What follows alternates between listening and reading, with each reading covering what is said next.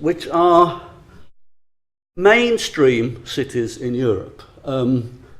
There's one small capital city, but they're not mega cities, they're not small university cities, they are mainstream ordinary places. We're looking at their activities in terms of system change for radical efficiency in these sectors of buildings, energy networks and transport.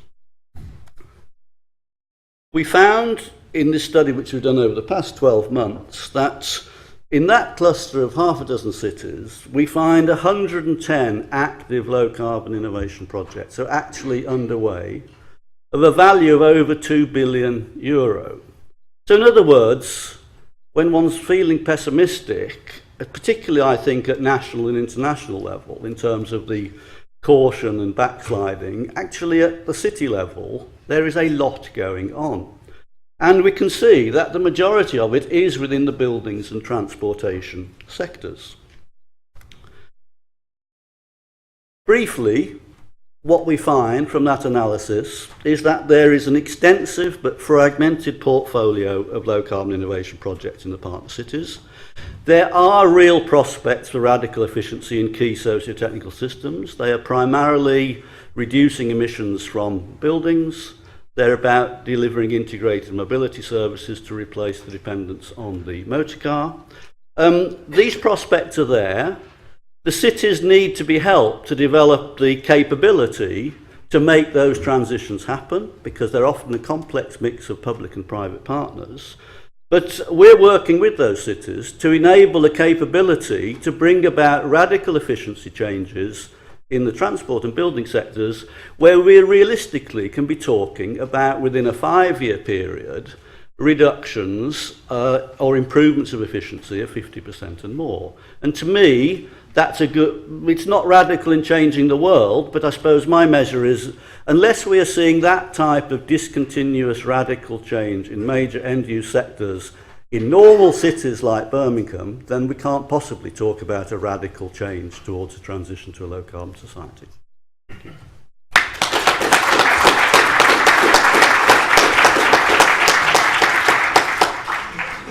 Great, many thanks, Fred. I'll ask Clive Spash from the Vienna University of Economics and Business to come straight up, and then we'll take 1 or 2 questions while we're sorting out the web link to John Wiseman.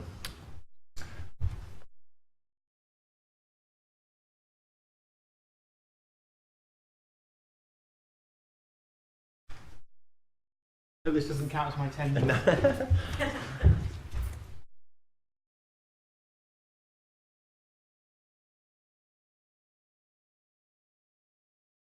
Okay, I'm going to go fast, and I'm going to have far too much on my slides, and you won't be able to read any of it. So, let's get going. Okay, I got 10 issues I want to cover in 10 minutes, so I'll go straight into them. First one, the myths. Benefits of climate change will outweigh the costs, right? I mean, based on the idea that there are winners as well as losers, and sometimes this is backed up by economic global cost benefit analysis. It's the whole thing about, it goes back to the 1920s, 30s, we could delay the ice age, and that would be a great thing, so let's warm up the world. And nowadays it's into a whole bunch of different topics about, freeing up lands, having more trees that grow faster and crops that grow faster and so on. Politically, this is used to delay action on climate change. It's used as an argument for unilateralism and also to promote a warmer world. So we get things like this, right, from October 2013. Climate science, why climate is a good thing for the world. The scientific consensus is that warmer temperatures do more good than harm. This is the British press for you. Or The Guardian reporting on the cabinet minister responsible for fighting the effects of climate change, who tells us that there would be advantages to an increase in temperature predicted by the United Nations, including fewer people dying of cold in winter and the growth of certain crops in further north. Right? So that's the positive side of the political spectrum. And we can see this kind of thing, if this is the way the economists would explain this. So what are we saying here? That there's net benefits from a warmer world, right? Maybe that's the way that it would be projected. Or maybe it would be projected like this, that there's just ever increasing benefits from warming up the world continuously. The flaws in the arguments, of course there's flaws in the arguments. It ignores and derives the science about damages. It ignores variability, ignores surprise events, ignores catastrophic events. It has limited short-term projections, it has equilibrium models, it extrapolates limited experimental field conditions, and so on. And the economics is awful as well.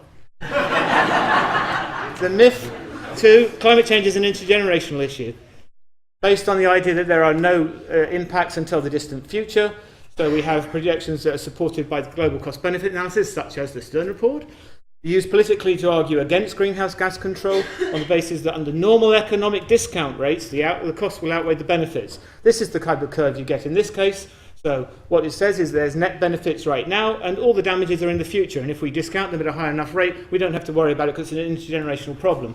Used to basically remove climate change from the issues because basically environmentalists are concerned about the future, and they shouldn't be. They should be concerned about the present.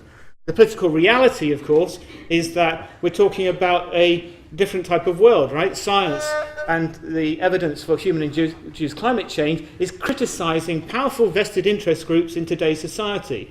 The fossil fuel multinationals, the car companies, the plane industry. These are who we're actually criticising here, and who you as scientists criticise as well. So forget the fact-value dichotomy, it doesn't exist. The political issue is now and not in the future.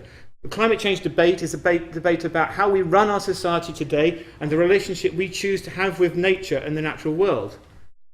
Myth 3, the control is at the expense of the poorest in the world. Right? So this is the idea that we have to have more development, we've got to increase growth, and there's a trade-off between having more growth, controlling greenhouse gases, and therefore you can't have both. So basically the poorest people in the world have got to get into the human development model that we developed from the industrialization onwards, from the 1700s onwards. They've got to pollute and destroy their environment so that they can become wealthy enough to improve the environment afterwards. The poor must then be allowed to pollute their environment and destroy natural systems in order to develop. Used politically to argue against greenhouse gas control and to block economic development plans and seen by the developing countries as a threat to their own development. And so we get the kind of curves like this, the environmental Kuznets curve, which says basically you have to destroy the environment first and so you can get increases in GDP and then later on we can do something about it. Of course, the real picture is this one, that we have GDP ever increasing and CO2 emissions ever increasing, and there is no environmental Kuznets curve. The flaws in the argument, I'll just go a bit faster. The flaws in the argument ignores who is the most vulnerable to the impacts in a destabilizing world, ignores lots of different things, including the fact that the world's 50th least developing countries together emit 1% of total carbon emissions. Greenhouse gas control is a threat to the richest, not the poorest in the world. It's the richest people in the world who are worried about addressing this issue, not the poor. The World Bank states, as a 2013 report, it reiterates, it is the poorest and most climate-sensitive countries that are affected first and worst by climate change, yet perversely, these are the countries who have benefited least from our carbon-intensive global economy. Myth 4, changing relative prices is enough, well, we've heard this one as well, based on the idea that pollution is a minor aberration in a perfectly functioning economic system, and that all we have to do is just get the price right and everything will be tidied up and nice and clean. Based around an economic externality theory and optimal markets and their faith in the markets, used politically to argue against direct or radical greenhouse gas control and to argue for market-based policy and market-based instruments. Very popular these days. Flaws in the argument, economists cannot calculate the supposed externality, markets are not competitive, pollution is not external to the system, pollution is actually part of the system, it's a cost-shifting exercise. Any corporation that wants to make profit pushes its costs onto other people, that's the whole point of the system. Pollution is an all-pervasive problem, so that you don't just change one price in the economy, you have to change all the prices in the economy. Therefore, we are no longer in the market system, we are in a planned economy. This is why people who are on the political right and are neoliberal are concerned about the climate change science, because it means changing the economy to a planned economy. Markets and corporations are the best way forward, based on the idea that government is an inefficient and bureaucratic and we need to have the market system, so business managers are the best people to make decisions for us. This raises issues about consumer sovereignty, claiming that consumer sovereignty exists, that corporations can be socially responsible, that ecological modernization is a reality and a good idea. Used politically, again, to deny direct regulation, used to advocate best available technologies, used by companies and corporations to get subsidies so that they can go ahead with their investments through government backing them. Let business find the climate solutions. For example, the chairman of Deutsche Bank Group, who's also involved in the gas and oil multinational BG, British group, and also the corporate NGO, European Climate Foundation, He's saying, I'm a great believer that give me a carbon price and I will deliver CO2 is going to work as long as this carbon price is stable, reliable and lasting. This man sees himself as being empowered by civic society so that the corporations can then take control on the basis of the radicalization of climate as an issue, and then they can feed their answers into government, who will respond appropriately by funding them. This man, who is the chairman of Deutsche Bank, should know something about commodity markets, you might think. How does he express stability in commodity markets? Has any economist ever seen a stable commodity market? If you want stability in prices, you put a tax in. You don't do this, which is carbon emissions trading. Markets and corporations are the best way forward. Corporations have built massive interest in the fossil fuel economy. They have promoted green growth, green economy, sustainable development, and so on, right? Their real interest is in the carbon markets and making financial trades and making money out of it. This has nothing to do with controlling carbon. Myth 6, local action will do enough. Right? So we get the thing about, well, we've got to have local action, get the local action going, and then we'll get a change. So things like transitions towns, bottom-up alternatives, so arguments for bottom-up. This is promoted over the need for central government action, so it actually says that we can get away without strong government. No fundamental structural changes are needed. Oh, I have to go faster. Okay, local action will do enough. Individual action is essential and necessary, but this cannot alone address powerful vested interest groups. Right? Power and structural issues are highly relevant here. Technology is needed. Well, we've heard about the technological solutions being needed. They're being pushed, right? Providing an easy fix is where we can see this. There's all sorts of technologies being put online, from cars to solar technology to nuclear power. Or we can get into geoengineering issues like this, right? Ways to engineer a cooler planet. Well, it's meant to be a cheap option. So changes in the social and economic system, behaviour, institutions, and the structure of human activity do not require new technology. The fundamental changes we need are not technical, and we can't get a techno fix to a political problem. Switching to a green economy will decouple emissions from growth. Right? Technology here is then seen to be pushed forward, and we get this idea that we can have the knowledge economy that's going to decouple. Unfortunately, the knowledge economy turned out to use much more resources and energy than expected, so it's actually a failure. Now we're going for the bioeconomy, where we are going to link up the biological and the technological and use biotech and move forwards in that direction. The European Commission has great faith in this as solving everything. Economic growth, jobs, improve the environment, give us the economy, give us growth, everything you can get with a bioeconomy. Techno-optimism at its best. So we have a fundamental issue, right? So we've heard about the Jevons paradox, we've heard about issues around that which aren't addressed through technology, and the fundamental question is growth for what? Adaptation is the answer. That's another one that's a favourite, isn't it? Well, we're going to go for adaptation. Climate variability is already a problem, so we should be prepared for natural and extreme weather events, so adaptation seems like a good idea. This is, though, used in some ways which are negative. It's about unavoidable harms and costs, but those are actually getting worse. So we've got to make the systems resilient.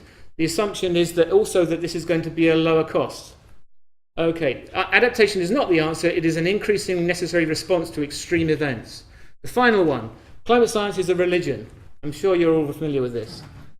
Beliefs requiring faith is the bottom line here, put forward by the climate denialists, people like this, Forbes, the financial capitalist magazine, the Church of Climate Scientology, how climate became a religion, backed by the fossil fuel industry and the denialists. Climate deniers claim they have the truth, while denying science can ever obtain the truth and must be a belief system. Paradoxically, they then try to use scientific evidence and facts to prove or corroborate their own story. They're totally inconsistent people. I would say one caveat, and I know I'm in negative time now, but one caveat is that I think we should be really concerned about science, because science, in terms of environmentalism, has not always been something that we should actually be happy about. The type of science that has promoted GMO technology, is behind closed doors, is used by expert committees and so on and so forth, is a real concern in the society. Okay, conclusions. I won't have time to read these. Modern industrial economies are trying to adapt to a new age of social, ecological and economic constraints, using the institutions of capital accumulation, growth economy, with its ethos of competition as the primary human motivation. We've got the wrong approach to address this problem. We are trapped within a system of science, technology, corporate power, market hedonism, resource extraction, science and technology provider, and the industrial military complex, which I'm sorry I didn't have time to go into, as some of the factors which are preventing radical climate mitigation.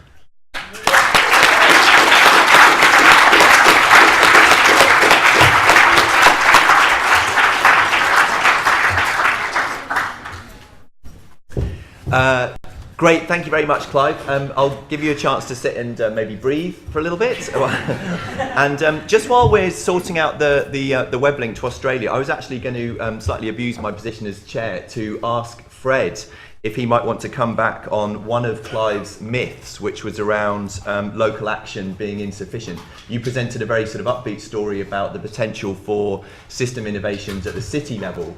So I was wondering what you thought of that, and then if you've recovered, then Clive, you might want to respond just while we're sorting out the link. I've got 2 points. I mean, one is we're looking where there are positive signs of movement and action that could deliver what we're after, and I can easily be persuaded there's a lot of negative stuff going on. That's true. And my reading at the moment is the global agreement has stalled. National governments have lost their confidence in initiative, and actually the action at the moment is primarily at subnational level. And secondly, this isn't localism in an abstract sense. I'm talking about serious players at the subnational level who are formal governance structures, command large resources, and for example, the European Commission says that it wants 50% of Horizon 2020 to be on climate change and a third of structural funds to be climate related. Well, unless you have actors who are capable of making that happen, it will just, so it's not that the higher level is against it, it's actually offering an opportunity, but it needs real actors at the lower level to make that happen. So I'm not talking about abstract localism, I'm talking about serious players, some of whom command resources equivalent to small countries, and actually seeing that as where the action is. And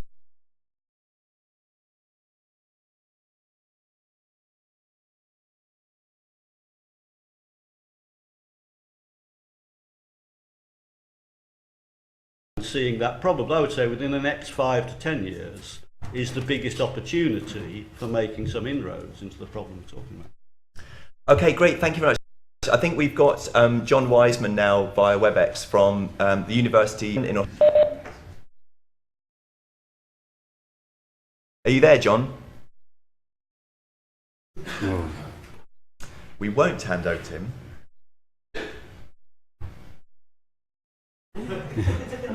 He's there. He's there. Yes, can you hear me?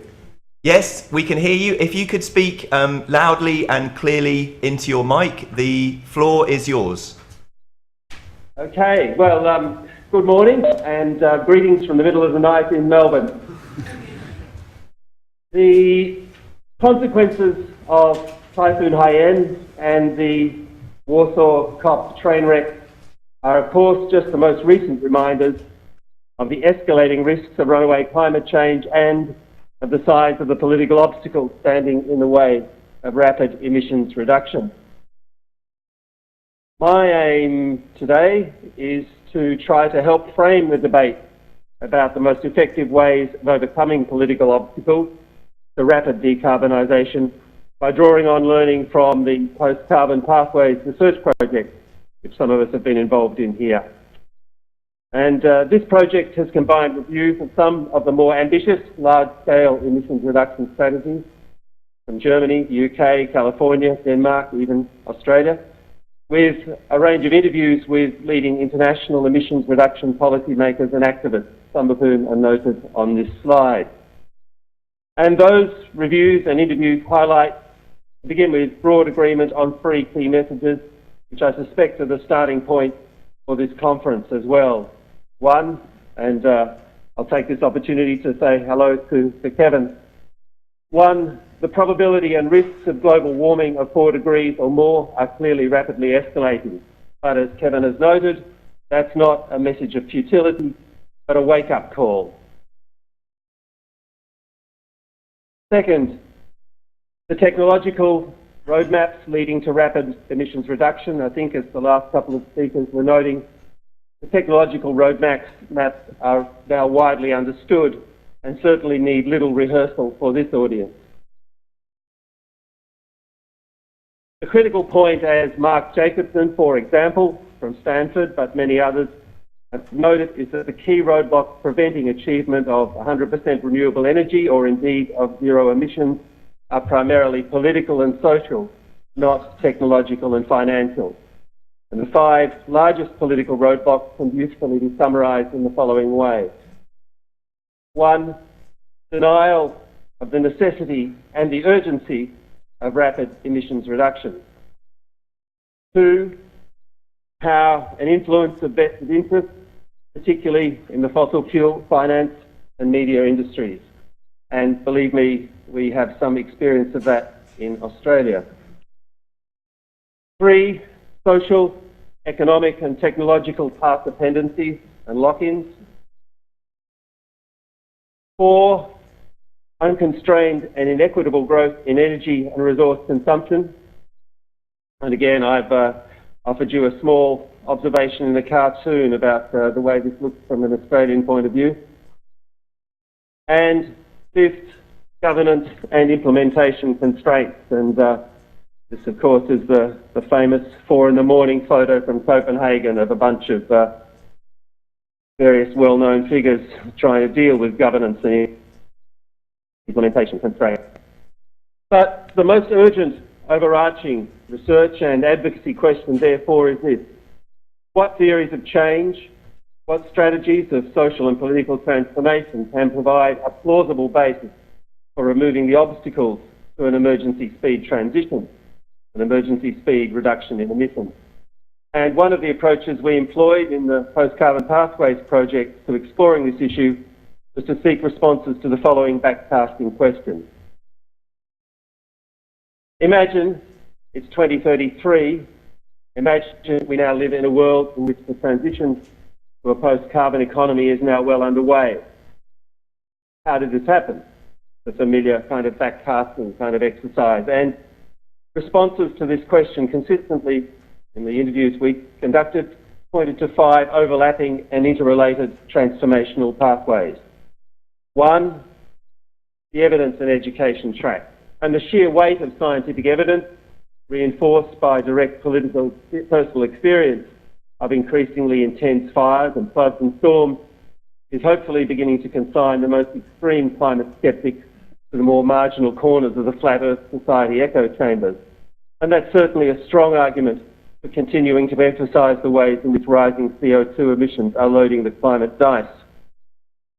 The greater political risk now, however, is from the technology will save us and let's wait for a global agreement schools of pragmatic delay. And I guess if we're honest with ourselves, many of us occupying the more comfortable seats in the wealthiest economies continue to find all kinds of enticing excuses for delaying emergency speed emissions reduction. So the critical question here is, what arguments, what actions will most rapidly overcome climate paralysis and strengthen the preparedness of communities and governments and business to translate growing awareness of climate risk into real and rapid emissions reductions? Second, disruptive innovation. As John Schoenhuber from Potsdam has noted, the German energy transition provides one useful laboratory for exploring and demonstrating the potential for disruptive innovation to drive game-changing transformation. And this, if you like, proof of concept leads to 2 key innovation challenges. 1, how can governments and business and civil society trigger and accelerate the most creative and disruptive streams of emergence and innovation in fields as diverse as renewable energy and energy efficiency, energy storage, additive and distributed manufacturing, urban agriculture and collaborative consumption? And second, and equally important, given the compelling evidence that even the most ambitious energy efficiency and renewable energy targets will need to be augmented by significant reductions in energy consumption, which political and economic paradigms and institutions are most capable of beginning the journey to a future focused more on broadening well-being and resilience than on further expanding the conspicuous consumption of the rich and powerful few. 3 is about leadership, and while the Warsaw COP may have kept the door slightly ajar to a meaningful 2015 treaty, it's hard to imagine the targets in such a global agreement coming close to the required speed and scale. And therefore, the role of leadership in driving rapid decarbonisation strategies and alliances at national and city levels is increasingly vital. 4th, community advocacy and mobilisation, and clearly leadership and mobilisation from community-based renewable energy, energy efficiency and food security initiatives, from the burgeoning fossil fuel divestment movement, and from a wide variety of local advocacy initiatives will also be fundamental. But in the end, there was remarkably widespread agreement, certainly in the people that we talked to, the most plausible scenarios capable of driving transformational change at the necessary speed and scale are likely to involve a series of interlocking ecological, social and economic tipping points. John Schulinghuber offers, I think, this useful reflection. I'll give you, he said, several reasons why the fairy tale of avoiding runaway climate change might come true. One is, very sadly, that a few disasters will happen. Hurricane Katrina changed a lot in America. Nobody, in particular, not climate scientists, hope the disasters generate these dynamics. But invariably, he argued, it will happen. So, what might be the impact of the next, even more ferocious typhoon Haiyan striking Shanghai or the Bay of Bengal? Firestorms sweeping through the suburbs of Melbourne or Los Angeles, a perfect storm across the Middle East of water shortages and spiralling food and oil prices, or the next global financial meltdown fueled by rapidly escalating investor concern about stranded fossil fuel assets and an abrupt implosion of the carbon bubble. Historical experience, of course, provides no guarantee that economic and ecological crises will lead to wise decisions or positive transformational change. However, as our old friend Milton Friedman reminds us, when a crisis occurs, the actions that are taken depend on the ideas that are lying around. And that, he said, I believe is our function, to develop alternatives to existing policies and to keep them alive and available until the politically impossible becomes politically inevitable. So I hope that some of these ideas and experiences in the Post-Carbon Pathways project can contribute to decisive action at the point at which the transformation to really rapid decarbonisation makes the leap from impossibility to inevitability. I'd like to finish by thanking and congratulating the Tyndall Society for organising this crucial and timely event. There are many related conversations occurring in Australia, and we're really looking forward to continuing discussions on the outcome of this conference. Informed by the view which I think has been concisely expressed by Ian Dunlop, who's the chair of Safe Climate Australia and recently stood as a candidate for the board of BHP Billiton, we are running out of both time and options because we're not being honest about what has to be done. The solutions exist, but unless we are honest about the problem, they will never be adopted. Thank you.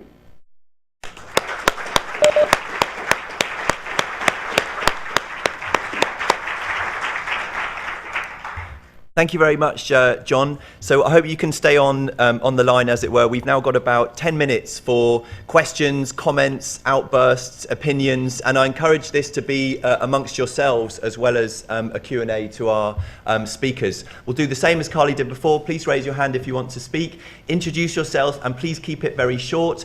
If you want to come back on a point that someone's just raised, then wave very vigorously and we'll try and jump you, you can jump the queue. Okay, so the first gentleman here at the front.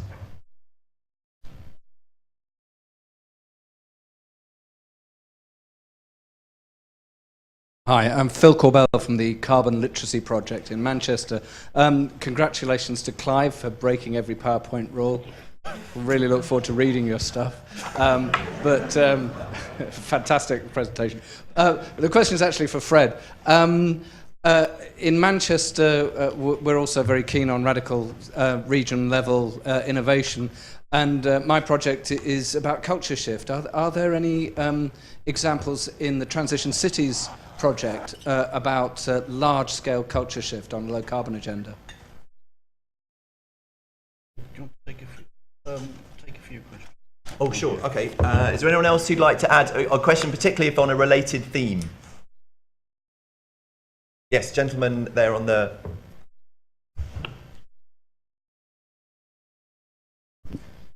Gavin Killip, University of Oxford. Another one for you, Fred, actually. Multi-level governance means actually governance at several levels simultaneously, which sounds even more complicated than single-level governance. So whilst I'm with you in this sort of city-level innovation, the question is, how does it diffuse, and how do the city-level innovations relate to national regulations and EU-level regulations? Okay, let me just deal with those two. I mean, widespread cultural change in a popular sense, I wouldn't say we've observed, but in a political culture, which I mean I think is rather important. I mean, the local political culture is not as negative as national political culture on climate change. I mean, the argument I keep on hearing at national level is there is nothing to offer people with regard to climate change. It just costs money and it makes life harder, and you're asking them to buy into an abstract ideal. Local political culture is completely different. First, there are quite a lot of political leaders who share the vision, so they're not all negatives, so believe in it. It's bundled together with other local political objectives, local job creation around the housing retrofit programmes, actual quality and service of delivering life in the transport system. So they're not seen as, they're bundled together in terms of a much more positive political culture of doing something about it. So I would say that was worth noting. Yeah, I'm certainly not preaching a model of leave it to the local to sort out. I have tried to say that actually at national and European level, there are some positive framework contexts. There's a Climate Change Act in the UK which has targets in terms of emission reduction.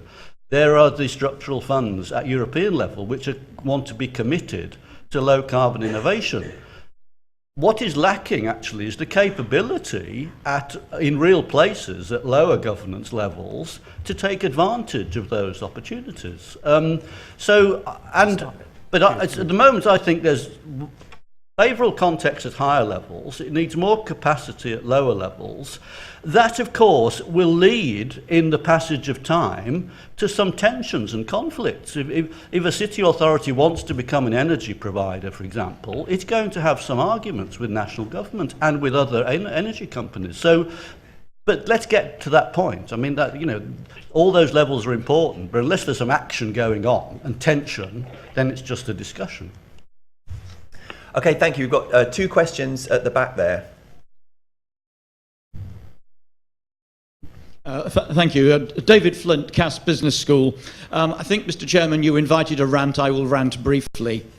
It seems to me that we are faced with two political challenges, and I'm not seeing the focus. And I think some of this came out of Clive's pitch. The first is the imperative need to challenge the major vested interests. Obviously, that means fossil fuel, but it also means parts of government. It also means parts of the media. Second, there is a need for a challenge to the way we think, and that affects all of us in what I'll call the global middle class. So everyone in this room and a great many people in the UK. And that is not so much a political as a social thinking transformation to get people to think that their lives would be better if they rushed around less and spent more time with family, with community, with less travel, with less buying of stuff. Those are simple things to say. The only political party in this country which has anything like that agenda is the Green Party. The Green Party picks up maybe 3% of the votes. How do we get that, not by voting Green, how do we get that changed? Thank you. A gentleman next to you. James Atkins, Vertis Finance. By historical standards, we're very nice to people that we disagree with these days. Will there sometime be a military aspect to all this? I'm going to give our panellists a moment to think about how they might respond to that. There's a gentleman at the front here. Thanks. Mike Kaufman, Planet Hydrogen. This is for John Wiseman, if he's still online. He will know that in Australia, enormous sums of money are made by the export of coal and natural gas. How can these companies be annihilated?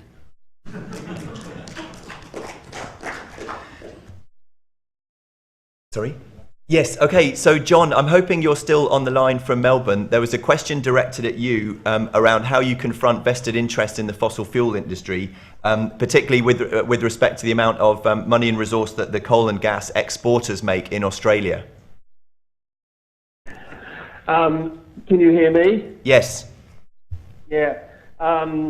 Look, the sound is pretty rough back here, so I only got part of the question, but I think it was to do with a reasonable question to an Australian, which is how do you deal with the vested interests of the coal and oil industry? Is that a fair summary of the question? Yes. Yeah. Okay, so I think we are well and truly seeing what that means for attacks on climate science and for the way in which that's translating into the way in which the Australian government, of course, is now operating on a whole range of fronts. I think in terms of resistance to that, there are a range of strategies that people are talking about. I think I heard earlier people talk about the divestment movement, which is certainly alive and well in Australia, including following recent visits out here from Bill McKibben and the 350.org movement and so on. So, and yes, there is considerable activity at the level of universities and in relation to superannuation and pension funds and so on. So, one approach, of course, is to try and work with at the individual level, at individual investors, communities and so on. And that's all good and important, I think. But I think the lesson in Australia, and I'm sure it's true in other countries as well, is that this is fundamentally a political question. It's certainly bound up with not just vested interests in the coal and fossil fuel industries, but also in the media and the finance industry. So in that sense, a strategy to deal with vested interests in the fossil fuel industry is really a larger question about how we begin to drive a different sort of politics, which is certainly it's about climate change, but it's also about how we drive large-scale investment decisions. Okay, thank you, John. I'm just going to give the final word to our two panellists here on this question of vested interest in both the fossil fuel and media industries. Yeah. Okay, can I just come back on the Australia thing? I was a senior civil servant in Australia. They banned my work. If you try to fight against the corporations in Australia, you need a democratic society. Australia is not a democratic society. The people who are in the Senate are largely controlled by the resource and mining sector. When the Rudd government tried to put a tax on the mining sector, they were out of power. Rudd was out of power overnight, stabbed in the back by his own party. That is the problem. The problem is democracy, right? What did the United Kingdom do when it had the chance to get a more democratic system voted in? It didn't go for it. It stuck with an old-fashioned, undemocratic voting system, and that's a real problem as well. So the UK, the people who voted for that system, it's your fault, right? You should have gone for a democracy. The United States doesn't have a democracy either. Look at the way they do their voting system. It's hypocrisy, not democracy. What about the military-industrial complex? Okay, so who's going to back the corporations? Corporations backing the military. The technology is going round in circles, right? Competition, Horizon 2020. You look at that document. How many times is competition mentioned? What does competition mean? Competition means winners and losers. Losers, yeah. Somebody's going to have to lose. Southern Europe's going to lose to Germany, right? Europe's going to lose to China. China's going to lose to America. And where are the resources going to come from for this? They're going to come through wars, right? We've had 2 oil wars already. China is buying up land in Africa in order to make sure that it can control the resources so that you can have cheap mobile phones with rare metals in them. Right? These are some of the issues that are not being addressed and some of the problems. But there is a real issue here. I heard somebody saying Naomi Klein is going to talk about gaps in the power structure and then how we can fill them. You know what happens when there's gaps in the power structure in Europe? You know who fills them? The fascists fill them. Right? I come from Austria. Right? What happened in Austria the last time we had a big downturn? Do you remember? Anybody that old? Of course not, right? One man. There you go. I don't need to say much more, but you know, this is a real issue. And eco-fascism is a problem. It's a real concern. You look at the way that people are using the environmental debate to actually promote right-wing politics. This is a serious concern for people in Germany and Austria, and it should be a concern in this country as well, when you look at some of the people and what they say in the government. Great. Okay, thank you very much. Some very thought-provoking thoughts from all our panellists. I'd like to join me in thanking them.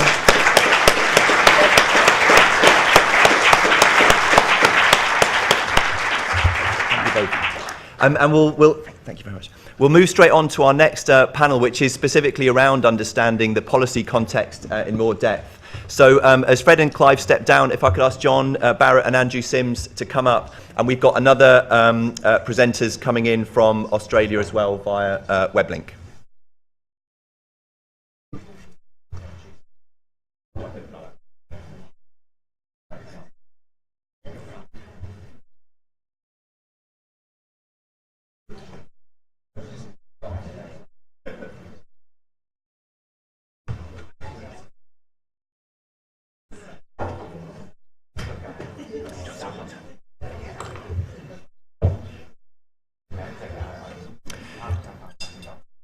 Great. Okay, so our first speaker, Professor John Barrett from the University of Leeds. Great, thank you very much. Again, I haven't got as much information as Clive on the slides, but a lot to get through. So I want to start by saying in the UK we have an 80% target. The 80% target is wrong. It's an incredibly well politically manufactured, engineered situation to persuade us to be going for exactly the wrong target. And lots of people believe that. Lots of academic work relates to actually achieving this target. It is not a target that has anything to do with achieving an equitable 2-degree target, 2-degree measure. Instead, the target should be 97%, and it should look like this.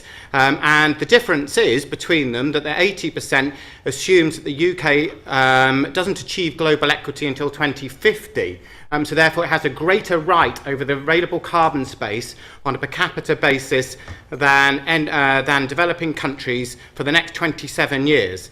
If we take the IPCC's latest budget with a 66% probability, and we divide that on a per capita basis equally from today onwards, that is the curve that we need to achieve. So we need to at least be honest and talk about the right target.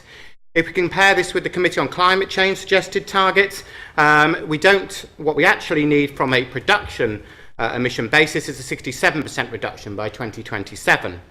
However, we've successfully outsourced our manufacturing and claim emission reduction based on that.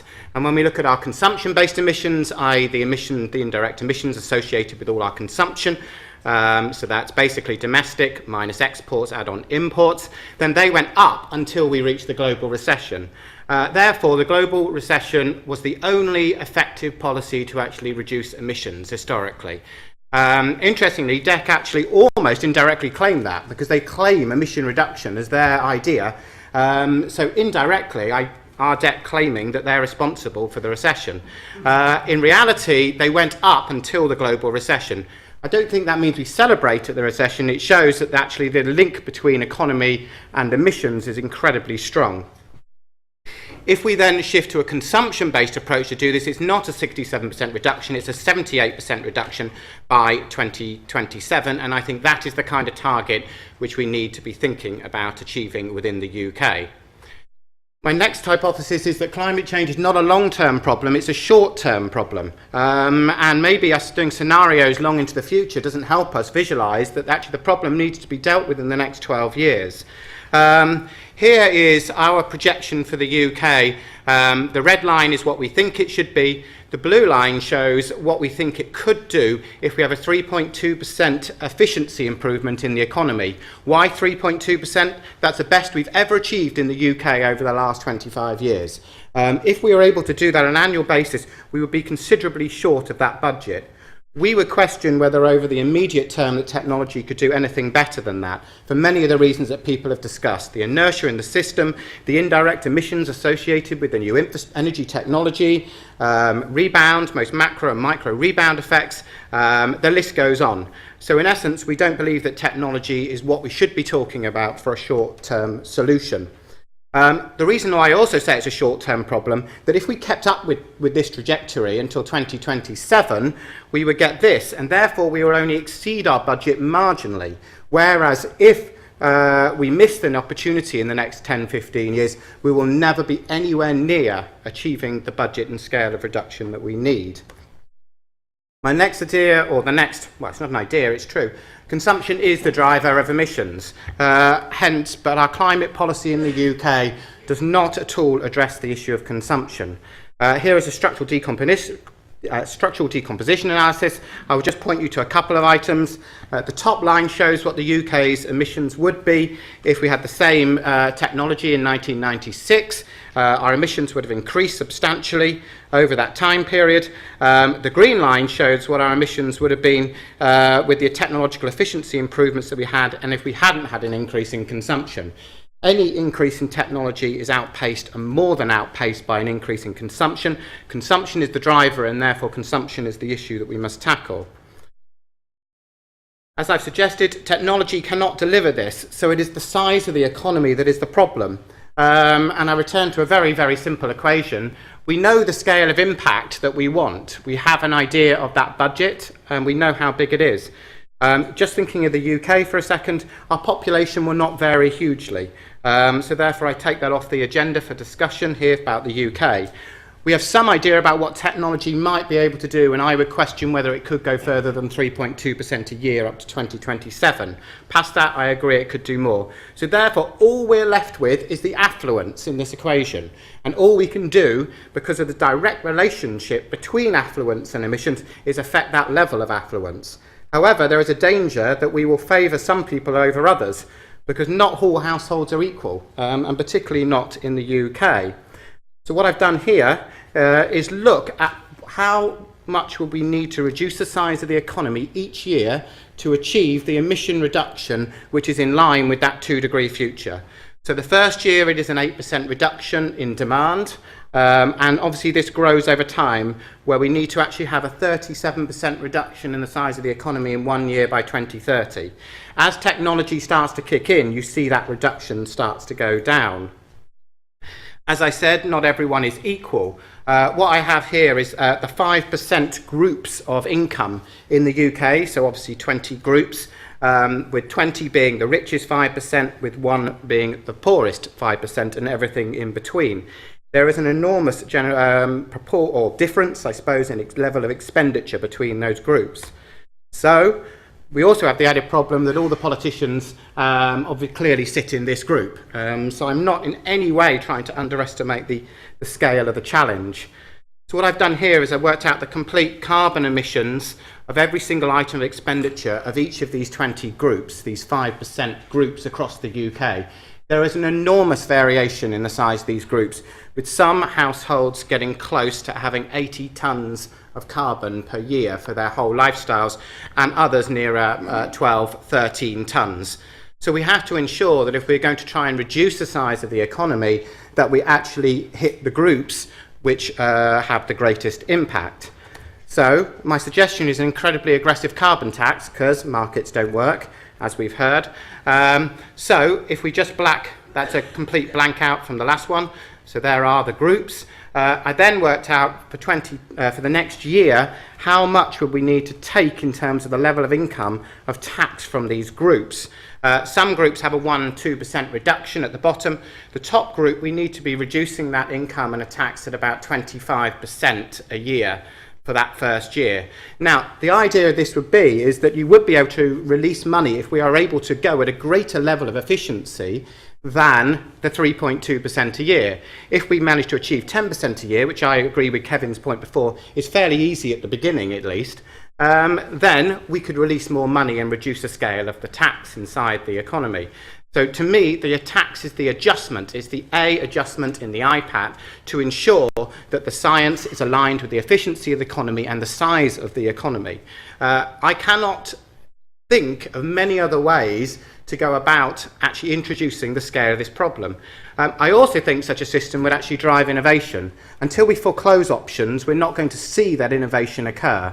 We've seen this, I think, with the rise in renewables. We often hear celebrations of increasing levels of renewables, but those renewables have never replaced the scale of the fossil fuels in the system. They are both going up in tandem. So therefore, until you foreclose options, you will not drive the innovation. In essence, there's nothing more stupid than running at maximum efficiency in completely the wrong direction. Thank you.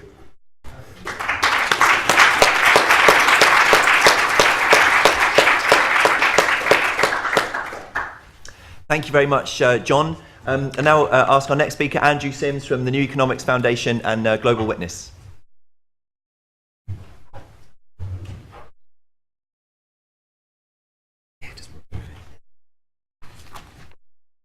So if you thought Clive Spash spoke quickly, it's going to look like a lounge on a deck chair. I'm going to speak so fast you won't even notice when I present you my daughter's homework on Nelson Mandela by mistake. Right. I don't know what you're all worried about. I picked up a copy of City AM this morning. On the headline at the top says, Carney, let the good times roll. What's your problem? I'll come back to that in a minute.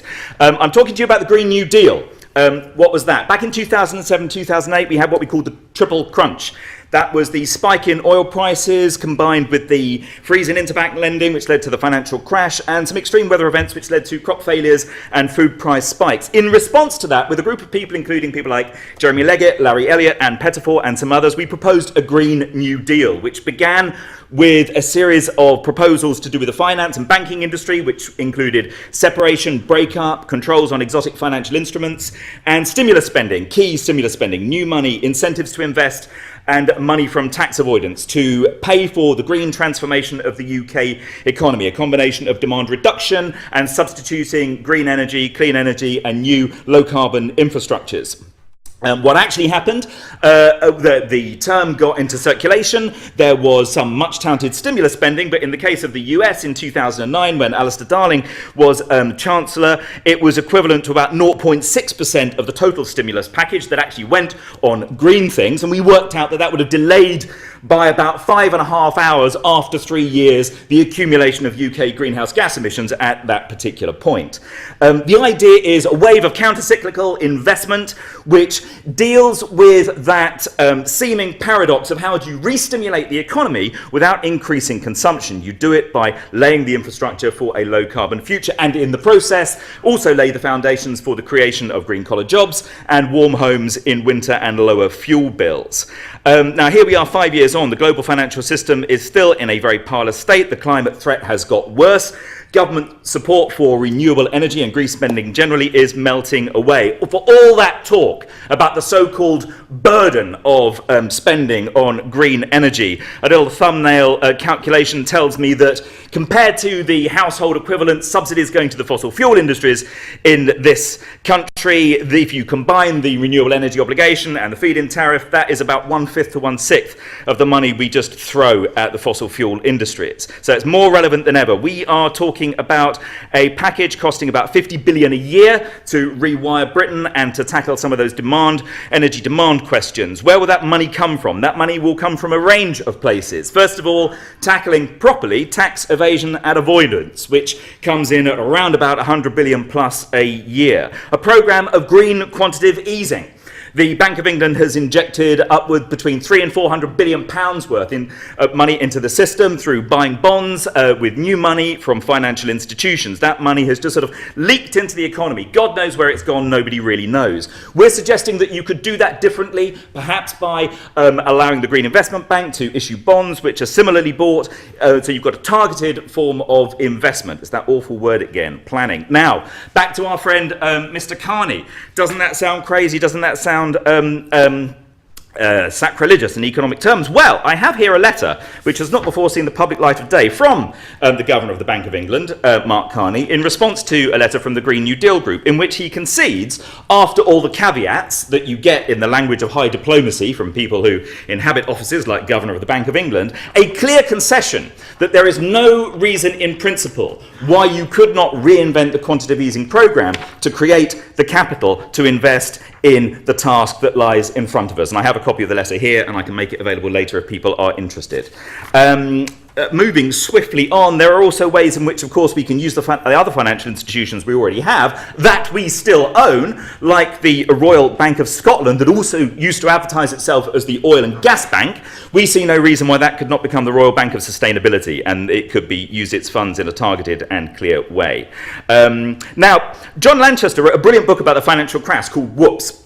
He made this observation: the amount of state intervention in the banking system in the US and UK at this moment, he was writing in the immediate aftermath of the crash, is at a level comparable to that of wartime. We have in effect had to declare war to get us out of the hole created by our economic system. So a few very quick note points from history about ways in which we can imagine and the potential for radical change. First of all, from the package that we took the name the Green New Deal from, Roosevelt's New Deal itself. Well, by strange coincidence, the amount of spending which Roosevelt targeted on saving the US economy back in those pre-war years is roughly equivalent to the amount that we believe is going to be necessary to get Britain through this. That's about 3.5% of GDP. What happened during the New Deal was interesting, because it showed that when we asked this political question, how are we going to take on finance, as Kevin pointed out, as opposed to the rest of the economy, well, where is that constituency to take on finance? Well, the interesting thing there is that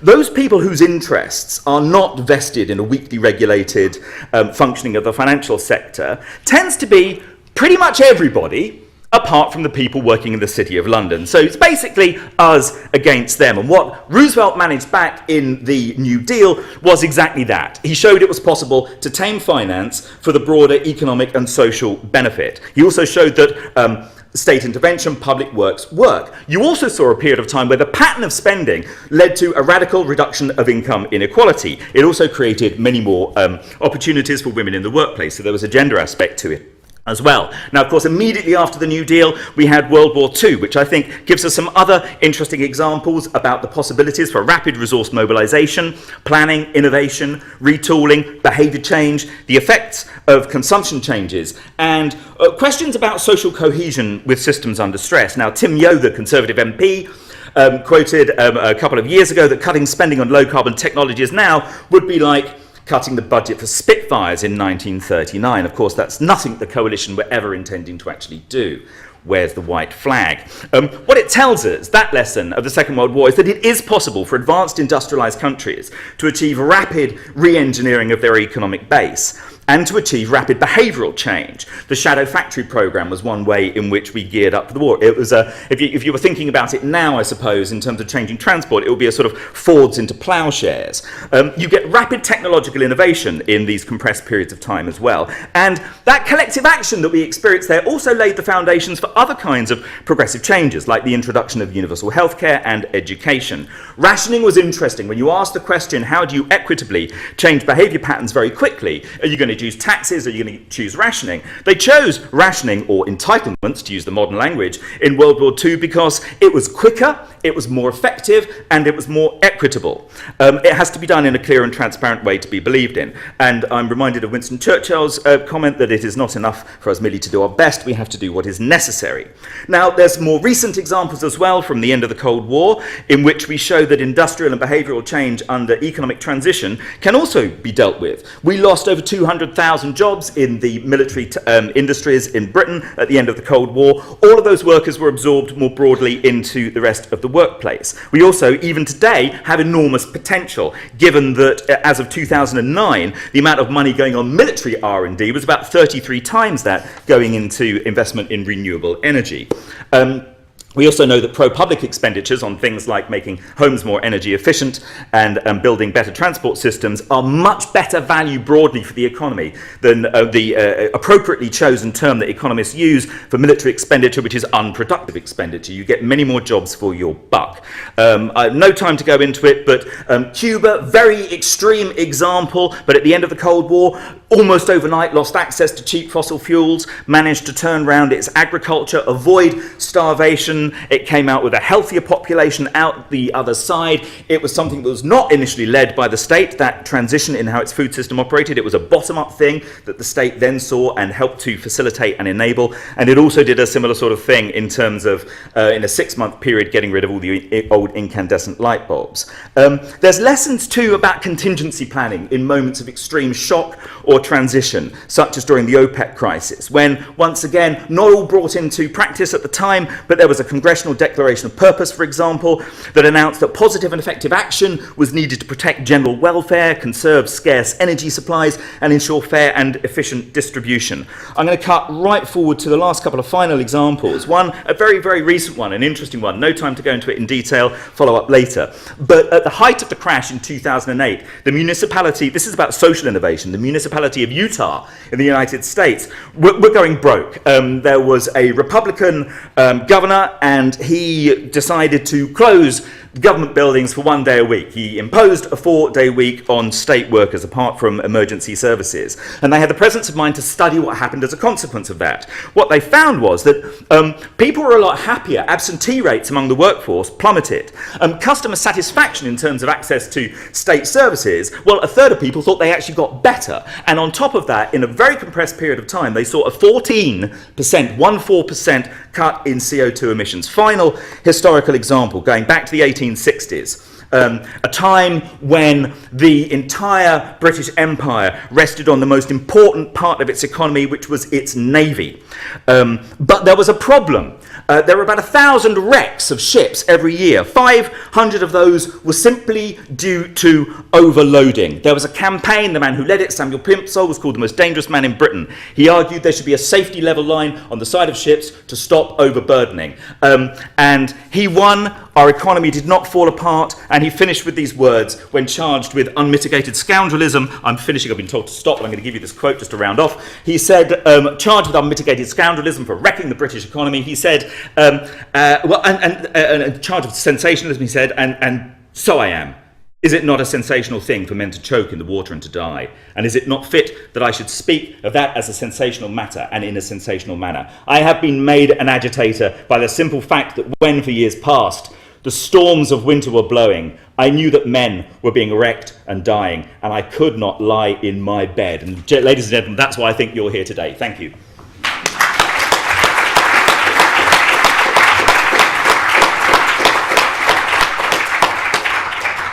Fantastic, many thanks. Just while we set up the web link to our next speaker from Australia, does anyone have any burning comments or questions that they would like to pose in this short gap? I can promise you that we haven't given secret instructions to our speakers to rapidly deliver words alongside emission reductions, but it's, I think, testament to the sort of ideas and passions running through this group. So, quick question from the gentleman there, yeah. Someone with a mic. There's a gentleman at the front. If you need burning time, I can delay it till after. Okay? No, go for it. Hello, Edward Sears, Permaculture Association. So I've been handed a microphone. Thank you for bringing up Cuba. The transition there, I don't have numbers, but it's something. Their Soviet oil imports were cut off instantaneously, so it's about a 60% reduction in fossil fuel emissions in a year. I mean, that's a sort of kind of plucked from the sky, but I think that's sort of situation. They use permaculture as a tool to design their transition to sustainability. Come and talk to us to find out more about that. I think we can deliver rapid reductions in people's emissions extremely rapidly. So the skills, the knowledge, the technology are there, but we need to share that information more widely. Thank you. Okay, thank you for that point. I'll come back to the gentleman at the end, if that's okay, because we've got our Lawrence Delina and Mark Diesendorf on the line from Australia. Can you hear us okay there in Australia? Yes, Charlie, very well. Great. Yes, thanks. If you could speak clearly and slowly into the mic, the floor is yours.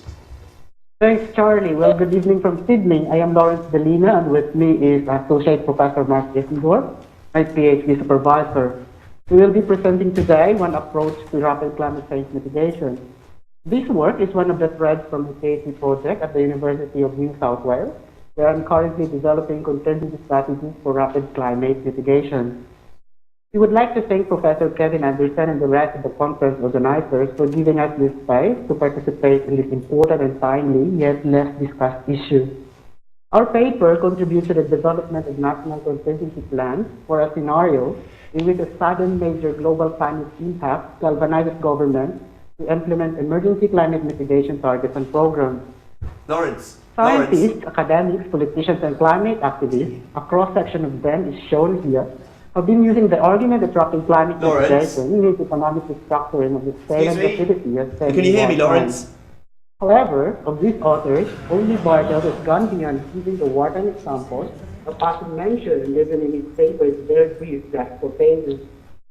Our paper examines what we can learn for rapid climate mitigation from examining the socio-economic restructuring achieved by several of the combatant countries in World War II. How could resources in terms of manpower and finance be mobilized to meet the technical requirements of the rapid transition? How can the process be Lawrence, and what sorry, institutions would be necessary? Lawrence in Australia, can you hear me? Here's where historical moments of industrial marvel. The production of munitions went in an astonishing scale and speed. The lessons emerging from our historical study, however, are something that we ourselves are not very comfortable with. From the history, we conclude that wartime mobilization was a massive, centralized... Hello? I don't know if you can hear me, but please could you possibly speak a little bit more slowly and a little bit more clearly closer to the microphone? Okay, how about this one? Yes, as slow as possible, that would be great. All right. Okay. So I was saying that those years were historical moments of industrial marvel. The production of munitions went in an astonishing scale and speed. The lessons emerging from our historical study, however, are something that we ourselves are not very comfortable with. Coming to history, we conclude that wartime mobilization was a massive centralized effort that was controlled by executive authorities. It involved a huge amount of taxation and borrowing in addition to massive training and labor displacement. In the USA, for example, America's defense spending rose from its pre-war value of $2 billion in 1940 to a colossal $90 billion in 1944, a pace of 44 times in 5 years. Figures in italics represent the value of $26 billion. To raise that money, America resorted to increased taxation and public borrowing. The primary source of wartime taxes came from income taxes, which for the first time were collected across the board at the federal level. Indirect taxes made from lucrative and foreign entertainment were likewise collected. To illustrate the magnitude of direct tax collection, the U.S. government was able to collect about $45 billion from taxpayers in 1945, much greater than the $9 billion volume of 1941. Borrowing was intensified during the war. By 1946, total public borrowing in America reached $279 billion, up from only $40 billion in 1939. The change was 6-fold in 8 years. In terms of manpower, US and Canada and across the Atlantic as far as Australia, nations saw the largest mobilization of labor in industrial history. Almost 8 million Americans were either redeployed or being redeployed during the war, especially at munitions factories. Similar changes occurred in Australia and Canada. To prepare these essentially new labor forces, governments directly the private sector led new training programs to augment new skill requirements in tax building, for example. Into the production schedules, new labor policies were instituted, such as conscription, group reporting hours, wage stabilization, and changes in policy regarding private actions. These policies, from taxation to selling war bonds, the labor policy I just mentioned, were made possible because of a massive centralized effort. Lawrence, I don't know if you can hear me. World War II has So sorry about this. You can see the challenges of delivering rapid emission reductions with respect to teleconferencing. We have a pre-recorded talk, I understand, from these speakers, which we're going to swap to, with apologies for the live presentation from Lawrence. Hello. Lawrence, just wait. Lawrence, we're going to play a pre-recorded. Heartbreaking.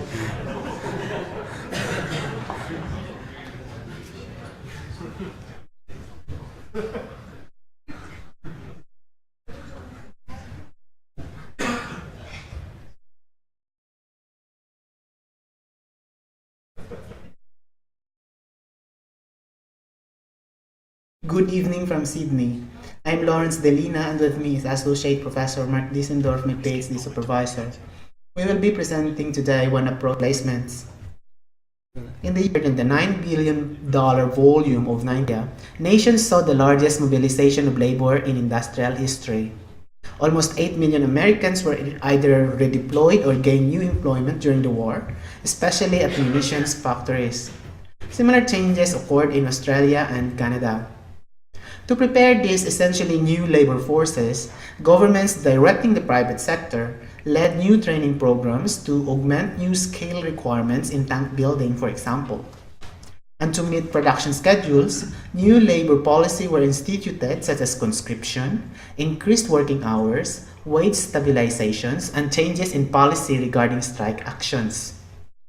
These policies, from taxation to selling war bonds to the labor policy I just mentioned, were made possible because of a massive centralized effort that was controlled primarily by an executive authority. World War II had shown two rapid changes in governance: the primacy of governments over the market and the creation by governments of new institutions solely for war purposes. The executive branch became so powerful in that they assumed control and direction of war production programs. The executive even forced the private sector to accept military contracts and stop the production of certain goods and services that were not related to the war efforts. Now we can think of the following broad strategies for financing rapid mitigation. Some of these mechanisms already exist. What is needed, we contend, is to strengthen their implementation and design to increase the collection of revenues. These revenues will then be used for implementing rapid mitigation activities, starting from energy efficiency programs and the building of proven renewable energy systems to replace fossil-based systems such as coal-fired power plants.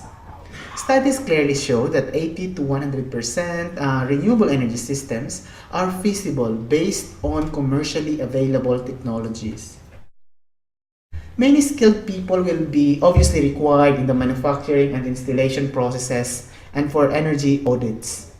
Using the wartime story again as a policy model, one can envision governments instituting the suggested broad strategies shown in the slide.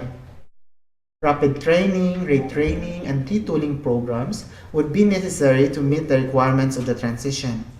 Governments would support the development and expansion of specific university and technical courses. And in some cases, they may close down courses non-essential to the transition.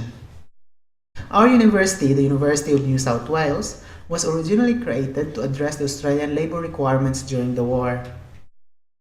Now, pulling off both financial and manpower strategies together requires a large-scale strategy and a set of goals and programs durable enough to be insulated from the changes of administrations and changes in public opinion. To implement such stringent measures with public support, an executive government approach may need to create two new institutions. First of this is a special ministry for transition to lead the rapid mitigation activities, among others, as listed in this slide. Now, this one needs to be a powerful agency at the ministerial level to serve as a coordinating agency for all transition activities, including the setting and enforcing of production and installation goals. Nonetheless, the strategies could not be so stiff that they are immune to checks and balances.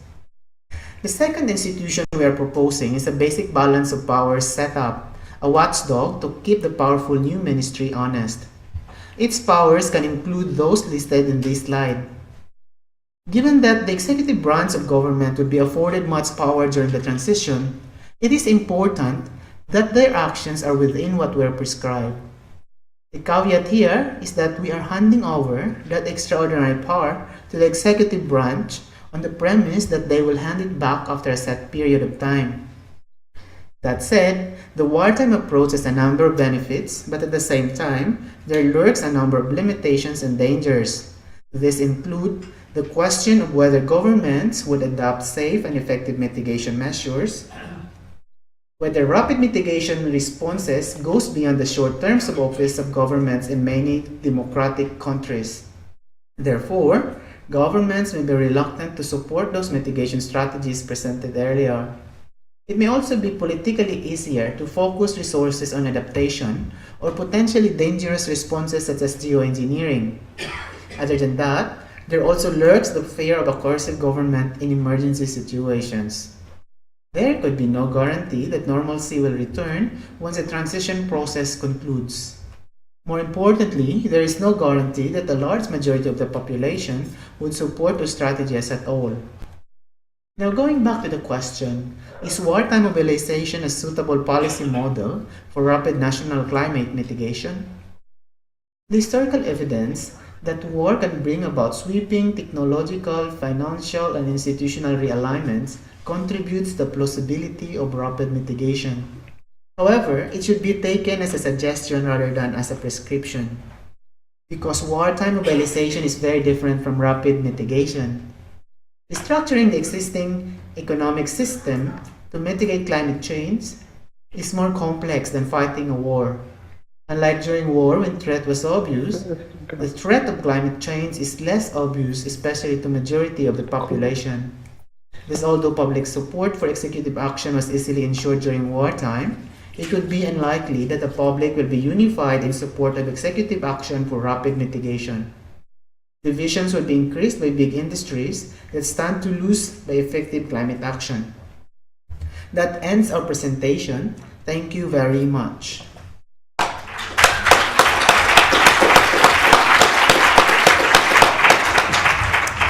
Great, many thanks. Sorry for the technical problems there. So we've got about 10 to 15 minutes for questions or comments to our speakers. Again, please introduce yourself and please keep it as concise as possible. So gentleman here who was cut off last time, and then gentleman on the edge of the aisle there.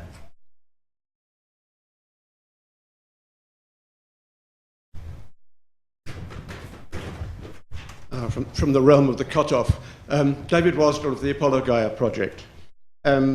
First of all, this reference to the Second World War, which is coming up from your own here and from the interrupted stuff from Australia.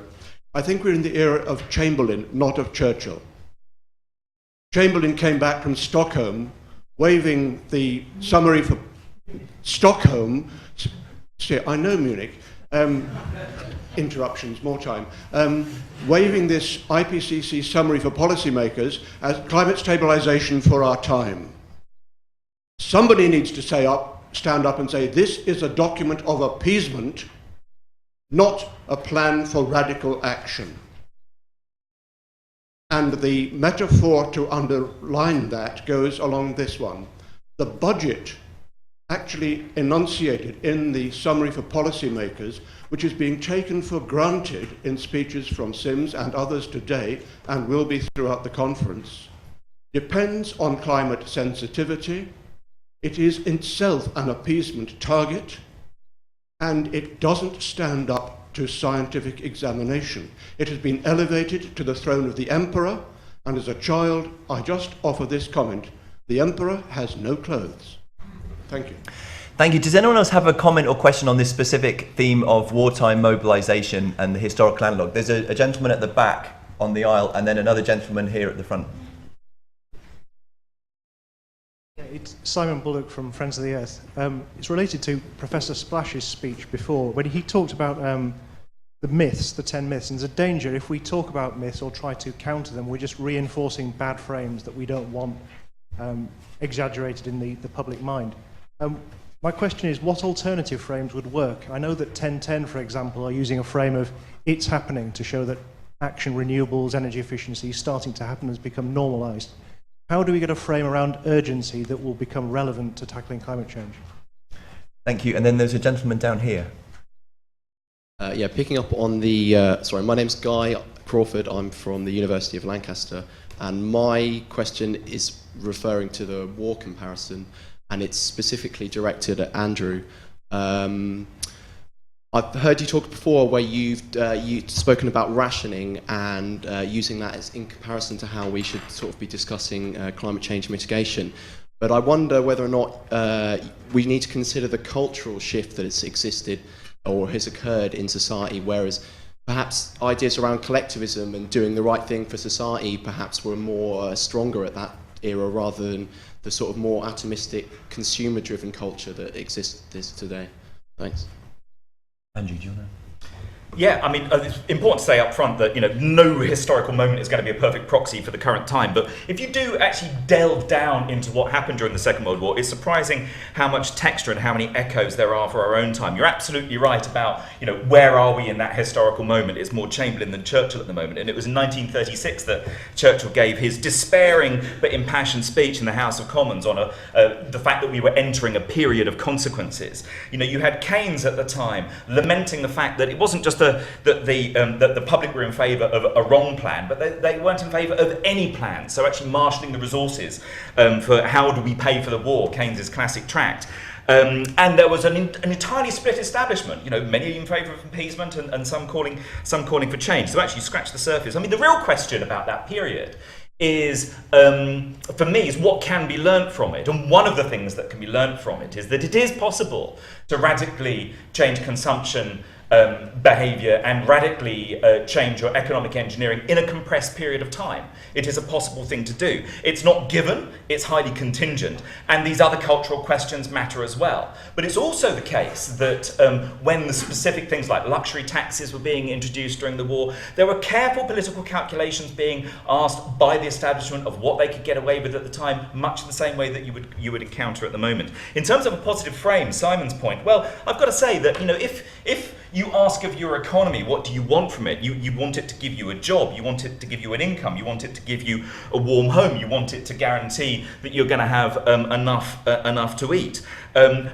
The answer that we came to in regard to that question was talking about the Green New Deal. Now, it's not plain sailing because it does divide. It divides in the sense that Kevin referenced right at the start of today. There are two constituencies. There's finance and then there's everybody else. It does mean us coming together, but it means that in terms of alliances for economic potential, there are aspects of the business community like the CBI, etc., that can sit very happily with the climate community, unions, and the environmental movement. So I do see that there is immense potential, and to me it is still the best possible policy vehicle that we have, which deals with the problems of now and lays the foundations for genuine transition. Okay, great, thank you. So we've got, there's a gentleman with a red jumper there, and then someone in the aisle behind them there, I think, with the next two, and then I hope I've registered those yet. Felix Fitzroy, University of St Andrews. In connection with the question of opposition to radical measures, I'm surprised that nobody has mentioned James Hansen's plan, what he calls tax and dividend, and he and co-workers have actually calculated that a carbon tax in the US, which was returned to the whole population on an equal per capita basis, would obviously raise the cost of fossil fuels, but the dividend would actually benefit the poorest 60% of the population. Now, and this is due to the high concentration of emissions at the top end of the income distribution, which was illustrated.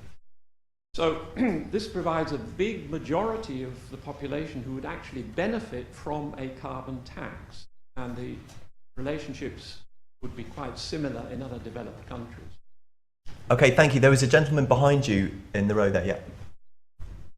Sorry for speaking again, it's a very bad habit of mine, but I'm very much in sympathy with Andrew Sim's project of thinking about the social forces fighting for and against, say, renewable energies transition or a transition to a low-carbon society. I think it's facile, however, to say that the enemy is purely finance. Again, research done in Vienna at the Post-Growth Colleague has shown that financialized growth is not necessarily, in a resource throughput sense, worse than industrial growth. Germany isn't as highly financialized a country, but our emissions are going up right now in spite of our renewable energy transitions because we produce industrial goods which are fairly, which are still fairly dirty. The trade unions aren't necessarily allies either, because the call for labor time reduction sounds very nice if we say here we all want to work less. But trade unions in Germany, the last time labor time was reduced, experienced it as a densification, as a making denser of work. They had more work to do in the end. Trade unions are unfortunately not allies in the fight for labor time reduction. So we have to think much more carefully. The question is right, but the answers given so far by Andrew, and I think also by you, Andrew, are still too facile. Trade unions, industry, where are they exactly in this? So right question, not necessarily the right answers, I'd say. Thank you. Thank you. So John, do you want to come back on the first one and Andrew on the second one? Yeah, I have a slight concern that as academics, there are a lot of people still talking about markets and trading schemes, and I think this is a major problem which is actually perpetuating the situation. And I would really like to actually see the science, and I understand the point that potentially 2-degree target is in itself a construct, but we need some target, I feel, because we need to somehow balance the size of the economy with the scale of the challenge. So what that target is, I'm personally flexible on, hopefully as low as it possibly can be. My other major concern, and the value I think of the tax, is this idea of rapid change, because we highlight how slow technological systems can be to change, but I also think that opinions, behaviours, cultures can also be equally slow to change. And in that respect, that's why I see using existing structures of tax and then reinvestment is the right way to go, and it could be designed in a way which I think could benefit all. And there is obviously an enormous job in selling such an idea, but I struggle to see how else rapid change could be achieved without using the existing structures of regulation that we have. Okay, I mean, just all very quickly. I think just very quickly on the 2 degrees point as a target. I think actually, if you spoke to most people in this room, I think most people would agree with you. We know it needs to be deeper and further, but there is political agreement on this, and we're shooting right past it at the moment. So it does allow for some point of mobilisation. Whenever you give short presentations, you always get picked up for what you don't say rather than what you do say. And perhaps I should have been more specific in that. Look, these constituencies that potentially will carry us forward, they're not just going to fall into our lap. They're not just waiting for us to open the door and then they'll do everything we want them to do. We've got to work for that. They've got to be built. There's potential there, and that's perhaps the word that I missed out. There is a potential coalition aligning this. And don't underestimate that. I mean, I wouldn't also brand all the unions in the same way. There are some out there arguing for just transition. There are some on the progressive side of work time reallocation as well. And the same is true, is a very heterogeneous thing within business as well. So my only point on that would be to say, well, yes, obviously, we've got to work to make it happen. There's Gil Scott-Heron, one of my favourite musicians, he once said, if you want peace, it doesn't just come from wishing. You've got to go out and you've got to work for it, and that's what we have to do now. Great. I'm going to take 3 very short 1-sentence questions or comments, maximum 1 comma in your sentence. Lady at the front.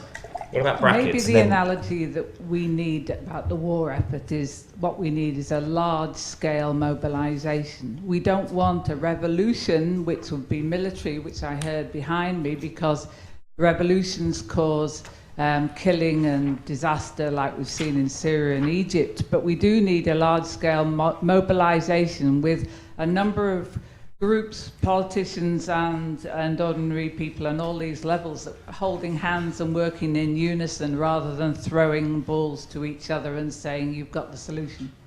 Thank you. Gentleman here at the front, and then the final word from the gentleman on the other side. Just to say that when Moses came down from Mount Sinai, it was wholly inappropriate to say you've got 1 minute. Can I have a little longer than that later? Yes, we would encourage conversations to continue throughout the day, certainly, yes. Moses Minute. That's a new concept in conference speaks. Larch Maxey, tradable energy quotas. So my question is, about taxation and whether you're familiar with tradable energy quotas, because these seem to address the issue in a far more comprehensive way than taxation, which is good at raising money, but it isn't good at setting long-term targets and keeping us to those targets. Tradable energy quotas is, and I've just asked the panel if they're familiar with it, and if people are wanting to talk about it, I've got a poster and come and speak to us at lunchtime. Thanks. Great. Final word from the panellists? I'd love to have a chat with you about that. The secret for me is aligning the size of the economy with the size of carbon space. So if anything can happen to achieve that, then I would welcome a further discussion. Second that, and would say that we're going to need pretty much every tool in the economic toolkit to get from where we are to where we need to go to. Tax can help. It's a blunt instrument, and we've failed, or the politicians have failed catastrophically to make the argument around hypothecation. You know, why are you paying this tax? Let me see the line from payment through to result and benefit, and that's been a big mistake. I am familiar with tradable energy quotas, and I think it does tick the equity box as well as designing a system that can work within an allowable carbon budget, and it's definitely something that is deserved of a much higher profile within the debate. Thank you. Great. Well, many thanks to all our speakers.